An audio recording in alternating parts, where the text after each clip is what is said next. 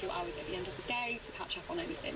Number 8, I've said it before, I'll say it again, you need to get yourself into a consistent daily routine. Not only is this going to reduce decision fatigue, but it's also going to improve time perception, because if you do the same tasks every single day, you're going to have a much better idea of how long each takes. Section 4, environment engineering, designing your productivity paradise. Your brain is a dopamine and distraction craving machine. You sit by a window and suddenly you're daydreaming about a business idea or having a conversation with someone. You see a message pop up on your phone and you go to check it, and before you know it, it's 4 hours later and the entire time you've been scrolling down your TikTok feed. You say you're going to take a break and make a snack, but the next thing you know, you've meal prepped for the entire week and deep cleaned your kitchen instead of writing your report that is due tomorrow. Never has your environment been more important than if you have ADHD. Research shows that distracting and disorganized environments can exacerbate inattention and impulsivity in individuals with ADHD. Conversely, well-structured and supportive environments can help manage symptoms and improve productivity. So, to optimize work and study spaces for ADHD, number 1, you're going to create a distraction-free environment. Declutter your desk, earplugs, do not disturb mode on your phone, and you are good to go. It's also very important to create designated spaces for work and relaxation.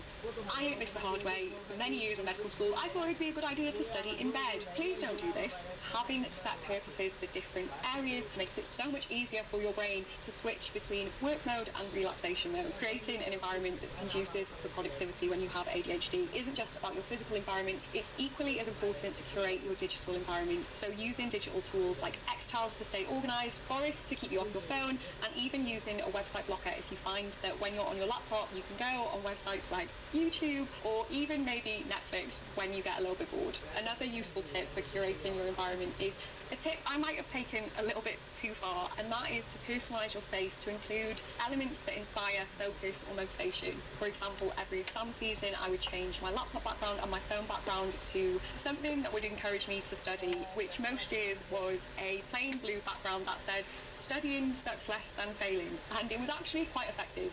How I took this tip a little bit too far is I ended up getting a quote from Legally Blonde tattooed on my arm.